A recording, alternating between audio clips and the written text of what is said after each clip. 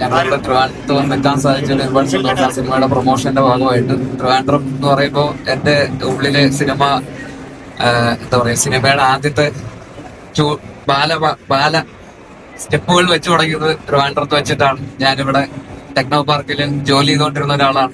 2 വർഷം ഇവിടെ ടെക്നോ പാർക്കിൽ ജോലി ചെയ്തിരുന്നു. അപ്പൊ ആ സമയത്തൊക്കെ ഇതില് കറങ്ങി നടന്നിരുന്നത് നമ്മളെ തട്ടകമായിരുന്നു ഈ സ്ഥലമൊക്കെ. അത് ലുലുമാളൊന്നും വന്നിട്ടില്ലായിരുന്നു.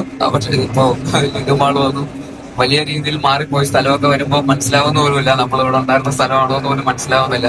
പക്ഷെ ഇതിലേക്ക് എല്ലായിടത്തോടെ കറങ്ങി നടന്ന് ഇതിലേക്ക് ട്രിവാൻഡ്രത്തോടെയൊക്കെ തന്നെയാണ് ഷോർട്ട് ഫിലിമുകളൊക്കെ എടുത്തതും.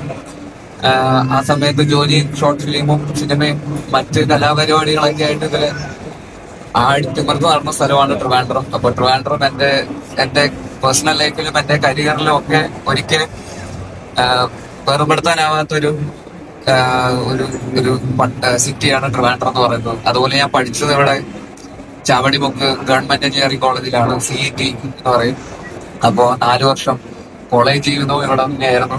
അപ്പൊ അങ്ങനെ ഞാൻ വയനാട്ടിൽ നിന്ന് വന്നിട്ട് ഞാൻ ആദ്യമായിട്ട് വേറൊരു സ്ഥലത്ത് മാറി താമസിക്കുന്നതും ഒക്കെ ആദ്യം ട്രിവാൻഡ്രത്താണ്. +2 വരെ നാട്ടിൽ പഠിച്ചു. അത് കഴിഞ്ഞിട്ട് എഞ്ചിനീയറിംഗ് കോളേജിന് ഹോസ്റ്റൽ ലൈഫൊക്കെ ആയിട്ട് വീട്ടിൽ നിന്ന് ആദ്യമായിട്ട് മാറി നിന്ന് കുറച്ചു കാലം ജീവിതം പഠിച്ചു തുടങ്ങുന്നത് ട്രിവാൻഡ്രത്ത് വന്നതിന് ശേഷമാണ്.